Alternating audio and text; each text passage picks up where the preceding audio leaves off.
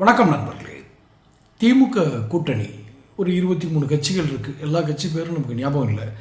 அவர்களுடைய பலம் என்ன, பலவீனம் என்ன, தேர்தலில் அது எப்படி எதிரொலிக்கும், திமுக இத்தனை நம்பரில் கூட்டணி கட்சிகளை சேர்த்துக்கிட்டதுனால மட்டும் திமுக வெற்றி பெற்று விடுமா, என்னென்ன பலகீனங்கள் பின்னால் காத்திருக்கிறது, இந்த பலகீனங்கள் தேர்தல் நேரத்தில் வாக்கு செலுத்துவதில் மக்களுடைய மனதில் தாக்கம் ஏற்படுத்துமா, இதுதான் நம்மளுடைய ஒரு சிறிய அலசல். இதில் திமுக கூட்டணி இதில் மிக முக்கியமாக ஸ்டாலினுடைய சர்க்கிள் எங்கே ஆரம்பிச்சது அப்படிங்கிறத நம்ம பார்க்க வேண்டியிருக்கு. எங்கன்னா கூட்டணி அமைப்பதில் பல்வேறு கட்சிகளை இணைத்து அதிக எண்ணிக்கை கூட்டுவதில் அவர் கவனமாக இருந்தார். அதற்கு காரணம் அவர் பின்னால் இருந்து இயங்கிய டீம். அந்த தேர்தல் வியூக டீம் இருக்கு இல்லையா, அதுதான் இவரை தவறாக வழி நடத்தியது அப்படின்னு ஒரு பேச்சு உண்டு. ஏன் இப்படி சொல்கிறாங்க? ஒரு தேர்தல் வியூக டீம் இவரை ஏன் தவறாக வழி நடத்தினா, அவர்களுக்கு அரசியல் தெரியாது, புள்ளி விவர அறிவியல் தெரியும். புள்ளி விவரங்களை அவங்க கலெக்ட் பண்ண தெரியும், அவங்களால சேகரிக்க முடியும். ஆனால் அவங்களுக்கு புள்ளி விவரங்களின் அடிப்படையில் ஒரு அறிவார்ந்த ஒரு அறிவியல் பூர்வமான ஒரு அறிக்கையை கொடுப்பாங்க. அது தேர்தல் அரசியல் என்பது முற்றிலும் வேறு. அந்த இடத்தில் திமுகவினுடைய தலைவர் ஸ்டாலின் சறுக்கி இருக்கிறார் என்று தான் சொல்ல வேண்டும். நீங்கள் ஏதோ போகிற போக்கில் வெறுப்பில் சொல்கிறீர்களான்னு கேட்டிங்கன்னா ஒரு பதில் சொல்கிறேன். தேமுதிகவுக்கு 10 இடங்கள் கொடுத்தது உலகத்தில் எந்த அரசியல் அறிஞர்கிட்ட கேட்டாலும் இது தப்புன்னு சொல்லுவாங்க. அது அங்கே வரைக்கும் போனால் இங்கே இருக்கிறவங்களே சொல்லுவாங்க. ஒன்று. இன்னொன்று, கூட்டணி கட்சிகளுக்கு இடஒதுக்கீடு. இப்போ நான் சொன்ன முதல் உதாரணம், அவர்களுக்கு மாபெரும் இமாலய தவறு செய்தது தேமுதிகவிற்கு கொண்டு போய் 10 இடத்தை கொடுத்தது. இந்த காரணத்தினால மற்ற உண்மையாக உழைத்து இவர்களோடு தோளோடு தோள் நின்று தோழராக காலம் காலமாக இவர்களோடு பயணித்து வருகிற திருமா, விடுதலை சிறுத்தைகள், கம்யூனிஸ்ட் கட்சிகள், இவங்கெல்லாம் காலங்காலமாக களத்தில் நின்று வேலை செய்கிறவங்க. இவங்களுக்கு 6, 4, 8, 7 இது மாதிரி தொகுதிகளை ஒதுக்கி அவங்களுக்கு அவ்வளோ தொகுதிகளை ஒதுக்குனது கூட பெரிய விஷயம் இல்லை. ஆனால் எந்த காலத்திலும் விசுவாசம் இல்லாத ஒரு தேமுதிக கொண்டு போய் 10 இடங்களை கொடுத்தது மிகப்பெரிய பலகீனம். இது இன்னும் ஒருபடி மேலே போய் சொல்கிறாண்டா, திமுக தலைவர் கருணாநிதிக்கு அந்த மன்னிக்கணும், திமுக தலைவர் ஸ்டாலினுக்கு அந்த பயம் மிக தெளிவாக அவருடைய செயலில் தெரிகிறது. மிக அதிகமாகவே பயந்திருக்கிறார். அதனால தான் யாருக்கு என்ன கொடுக்குறோம் என்பது கூட அவருக்கு நினைவில் இல்லை. இவர் கம்யூனிஸ்ட் ஆச்சே, இவ்வளோ நாள் நம்ம அப்பா காலத்துலலாம் இவங்க எப்படி நமக்கு கூட துணை இருந்தாங்க, என்னென்ன காலங்களில் எப்படி நம்மளோடு பயணித்தாங்க, இது மாதிரி எதுவுமே கவனிக்காமல் அந்த சீட்டுகளை குறைச்சிக்கிட்டே இருந்தார். காங்கிரஸுக்கு கொண்டு போய் 28. நான் சொல்கிறேன், நீங்கள் கம்யூனிஸ்ட் 8, 10 அவங்க கேட்டாங்க, நீங்கள் 4, 6ன்னு ஏதோ ஒன்று கொடுத்துருக்கீங்க, ரைட்டா, அதை விட்டுருங்க. ஆனால் நீங்கள் காங்கிரஸுக்கு 28 தொகுதிகள் கொடுத்தீங்களே, அகில இந்திய அளவில் பார்த்தால் கூட அவர்களுக்கு அந்த மாதிரி ஒரு பெரிய ஸ்ட்ரென்த் இருக்க மாதிரி தெரியல. இப்போ என்ன நடந்துட்டு இருக்கு? காங்கிரஸ்லேருந்து ஒரு பிரிவு தனியாக பிரிந்து தாவேகாவோடு நாங்கள் பயணம் செய்வோம், தாவேகாவில் ஒரு 20 சீட்டு கொடுக்குறேன், 30 சீட்டு கொடுக்குறேன்னு சொன்னோடனே அவங்களோட போவோன்ட்டாங்க. இது நடக்க போகுது. இது நடக்க போகுதுங்கிறது நான் ஒன்றும் ஜோசியத்தில் சொல்லலை. பிடி செல்வமா ஏதோ ஒரு செல்வம்னு ஒருத்தர் மாநில துணைத் தலைவர், காங்கிரஸினுடைய துணைத் தலைவர், அவரை பதவியிலேருந்து நீக்கியிருக்காங்க. என்ன காரணம்? அவர் இந்த மாதிரி மறைமுக கூட்டணி பேச்சுவார்த்தையெல்லாம் நடத்தினாருன்னு சொல்லி தான் நீக்கியிருக்காங்க. அவரும் பகிரங்கமாக ட்வீட்டோ ஏதோ ஒரு சமூக வலைதளங்களில் போட்டிருக்காரு, நாம் ஏன் இந்த தாவேக்காக போகக்கூடாது, என் கூட வரவங்களாம் வாங்கன்னு. இவர் மட்டும் இல்லை, இவர் கூட நிறைய பேர் கூட்டிகிட்டு போவார். இப்போ காங்கிரஸுடைய வாக்கு வங்கி சரிகிறது. அதில் 28 தொகுதி கொண்டு போய் அவங்களுக்கு கொடுத்துருக்கீங்க.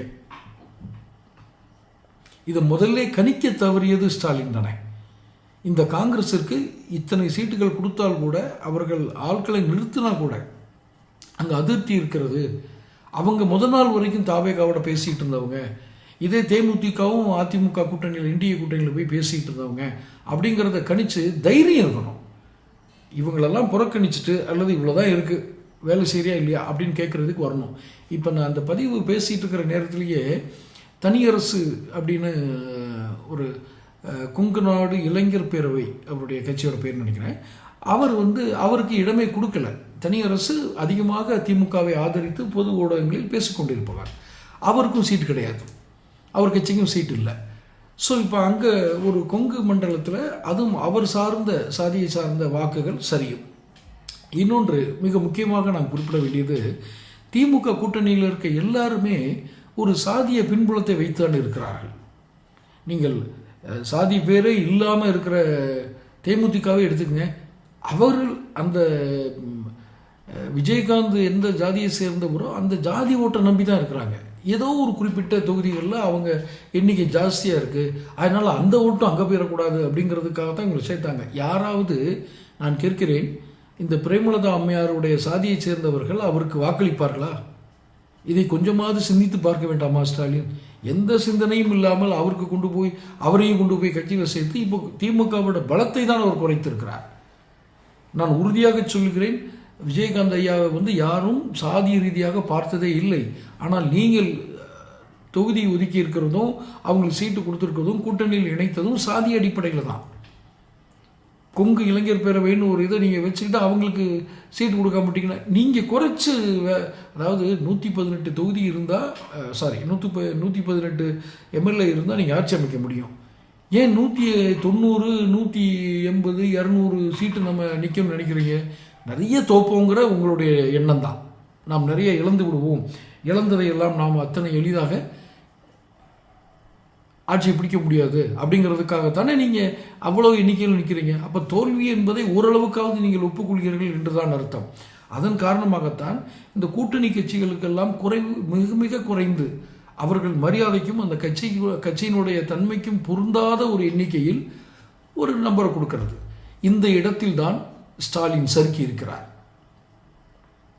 கூட்டணிக்கு இத்தனை பேரை கூப்பிட்டு வந்ததும் தப்பு, கூப்பிட்டு வச்சு அவங்களுக்கு ஒரு அவமரியாதை செய்கிற மாதிரி குறைவான தொகுதிகளை கொடுத்தது அதை விட தவறு. அதுக்கு நீங்கள் அவங்களை விட்டுருக்கலாம். கமலஹாசன் மக்கள் நீதி மையம், அவர் எத்தனை வேதனையில் அதை சொல்லியிருப்பார் என்பது அவர் மனதுக்கு தான் தெரியும், அவர் அறிந்தவர்களுக்கு தெரியும். எங்களுக்கு சீட்லாம் வேண்டாம், நாங்கள் உங்களுக்கு நிபந்தனையற்ற ஆதரவு கொடுக்குறோம், எல்லா காலத்துலையும் போய் வேலை செய்கிறோம், எங்கள் கட்சிக்காரங்களாம் வேலை செய்வாங்க. கட்சிக்காரங்க யாருக்காங்கன்னு தெரியல, அவருடைய ரசிகர்கள் இருப்பார்கள், அது வேறு. ஆனால் கமல் ரசிகர்கள் இப்போ திமுக கூட்டணிக்கு ஓட்டு போடுவாங்களா? பெரிய இழப்பு அது. விஜய் ரசிகர்கள் என்று ஒரு கூட்டம், அந்த கூட்ட வாக்குகளையும் இழக்க போகிறீங்க. அது இளைஞர்கள் கூட்டம்தான், குறிப்பாக 40 வயதுக்கு உட்பட்டவர்கள். அவர்களை நீங்கள் கவர்ந்து இழுப்பதற்கான எந்த வேலையும் செய்யவில்லை. குருட்டுத்தனமாக அவர் அப்படியே விட்டு அவரும் இப்போ அவங்க வாக்கு பிரிக்க போகிறாரு. கமலஹாசனுடைய வாக்குகளை இழந்து விடுவீர்கள். நீங்கள் ரஜினிகாந்தை வைத்து படம் எடுக்கிறேன், அதை எடுக்கிறேன், இதை எடுக்கிறேன்னு என்ன ஆசை காட்டினாலும் ரஜினி ரசிகர்கள் உங்களோடு நிச்சயமாக வாக்களிக்கப் போவதில்லை. இத்தனை பலவீனங்களோடு, ஆனால் வெளி தோற்றத்தில் ஒரு பைல்வான் போல காட்சியளித்து உள்ளுக்குள் அத்தனை உறுப்புகளும் செயலிழந்த ஒரு மனிதன் எப்படி இருப்பானோ அப்படித்தான் இது இருப்பதாக நினைக்கிறேன். பலம் என்ன? இவ்வளவு நேரம் நான் பலவீனங்கள் சொன்னேன். பலம் என்ன? திமுகவுடைய பலம் என்ன? இத்தனை ஆண்டு காலம் அந்த கட்சி பல தேர்தல்களை கடந்து அரசியல் பாதையில் பயணித்த ஒரு மூத்த கட்சி என்பதை தவிர 75 வருடம் என்று தோராயமாக வைத்துக் கொள்ளுங்கள். 75 வருடங்கள் அவர்கள் ஒரு இந்திய அரசியலிலும் தாக்கம் செய்திருக்கிறார்கள், மாநில அரசியலிலும் தாக்கங்களை உண்டாக்கி இருக்கிறார்கள், பல்வேறு திட்டங்களை செயல்படுத்தி ஒரு நற்பெயர்களையும் எடுத்திருக்கிறார்கள். இதுதான் பலம்.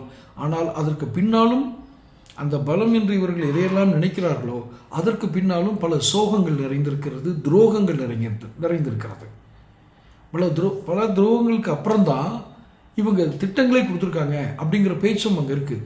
ஸோ இவங்களுடைய பலம்னு சொன்னால் கூட அதுக்கு பின்னாடி ஒரு துரோகம் இருக்கும். உதாரணமாக ஒரு திட்டத்தை செயல்படுத்துகிறாங்கன்னா இவங்க கட்சிக்காரன் தான் கான்ட்ராக்டராக இருப்பான். போதுமா?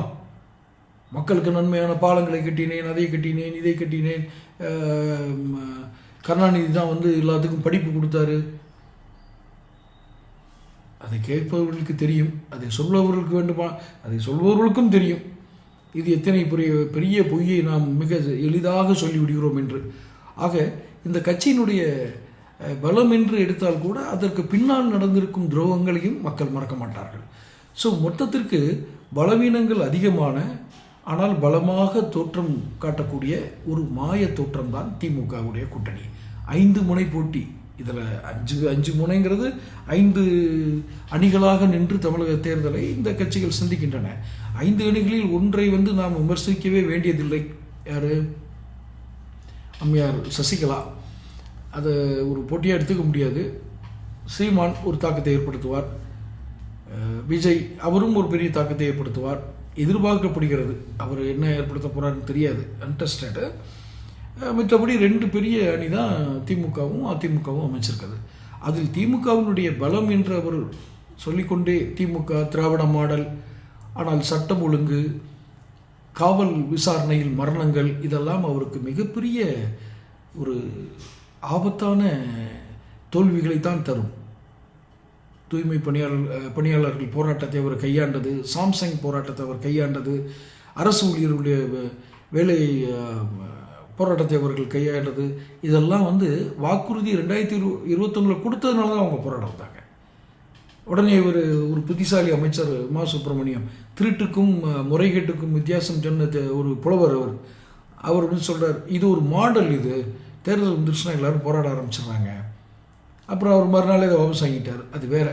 இது போன்ற ஒரு பக்கம் நான் தான் சொல்லியிருப்பேன் என்னுடைய பதிவிலே, நீங்கள் பார்த்தீங்கன்னா தெரியும். ஒரு பக்கம் உளறுவாயர்கள், இன்னொரு பக்கம் வாயடக்கம் இல்லாதவர்கள்.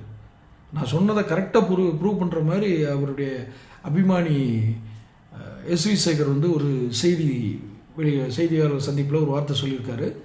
நீங்களே அந்த இதை என்னுடைய பதிவில் போட்டிருக்கேன். நம்ம சேனல் சப்ஸ்கிரைப் பண்ணுங்கள், உங்களுக்கு எல்லா செய்திகளுமே வந்து சேரும். தேர்தல் முடியும் வரை நடுநிலையோடு இந்த பார்வைகளை, என்னுடைய அரசியல் பார்வைகளை முன்வைக்கிறேன். ஆனால் இதில் ஒரு கட்சிக்கு எதிராக பேசுவது போல் தோன்றும். உண்மை பேசும்பொழுது யாரோ ஒருவருக்கு எதிராகத்தான் இருக்கும். அது பொய் பேசுவதற்கு எதிராகத்தான் அது இருக்கும். தொடர்ந்து சந்திப்போம். சேனலை சப்ஸ்கிரைப் பண்ணிக்கோங்க.